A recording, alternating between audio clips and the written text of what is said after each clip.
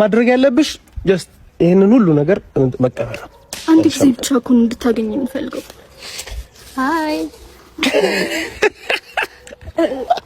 ፍታታ አው ታነኝ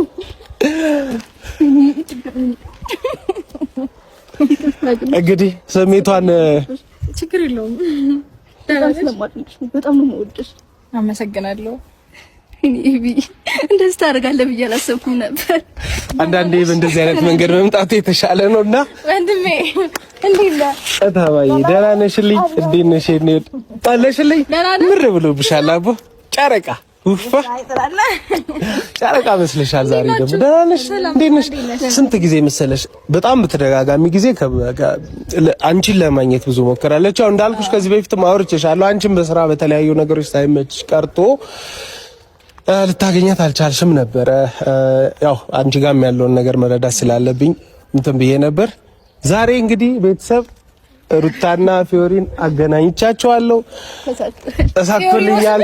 ፊዮሪን ስምሽ በጣም ያምራል። እኔ ደግሞ ሩታ ባላለሁ። ሩታ ደህና ነሽ? እንዴት ነሽ? አለሁ ፈጣሪ ይመስገን። ሰላም ፋሚሊ፣ ቀጥታ ሰላም አላልኳችሁም። ሰላም እንዴት ናችሁ? እኔ ደህና ነኝ እግዚአብሔር ይመስገን። እንግዲህ ወንድሜ ሶሪ ስለቆየሁባችሁ ማለት ከዚህ በፊትም ነግረኝ ነበር ልታገኝሽ ትፈልጋለሽ ምናምን የሚለውን ነገር እኔም አንደኛ ከስራ ጋር አልተመቻቸልኝም። ሶሪ ስላስጠበቅኩሽ። ጉድ በጣም አመሰግናለሁ። በጣም ተጨነቅሽ። አያስፈልግም ነበር እውነት ለመናገር ችግር የለውም። እና ሶሪ በጣም ስለቆየሁባችሁ ማለት አንደኛ ነገር እንዴት አለ መሰለሽ አሁን ላይ ብዙም ትረጅኛለሽ ብዬ አስባለሁ። ማለት ዝም ብዬ ማቃቸውንም አላቃቸውንም ሰዎች አሁን ላይ መቅረብም ማግኘትም አልፈልግም።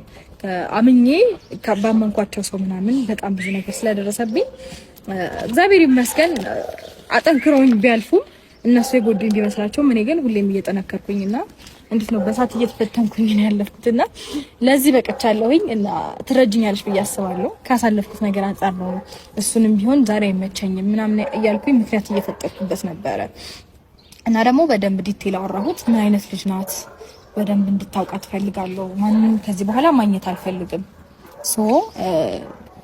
ከዚህ በኋላ ማገኛቸው ሰዎች የሚጎዱኝ የመሰለኝ ስለሆነ ማንንም ማግኘት አልፈልግም አልኩትኝ። እንግዲህ እሱ ባንቺ ነገር በደንብ እርግጠኛ ሆነ ይመስለኛል። ለዛም ነው ያገናኘኝ ብዬ አስባለሁ። ማለት ይቅርታ ማለት አንቺን እንደዛ ማሰብ አልነበረብኝም እውነት ለመናገር ምክንያቱም አላቀሽም አታቀኝኝም ማላቀውን ሰው በቃ ማግኘትም አልፈልግም ወይም ደግሞ ትጎዳኛለሽ ብዬ መጠራጠር አልነበረብኝም። ግን ተረጅኛለሽ ካሳለፍኩት ነገር አንፃር ስለሆነ ማለት ነውና ቴንክ ዩ ስለምትወጂኝ አመሰግናለሁ። ቴንክ ዩ። እንግዲህ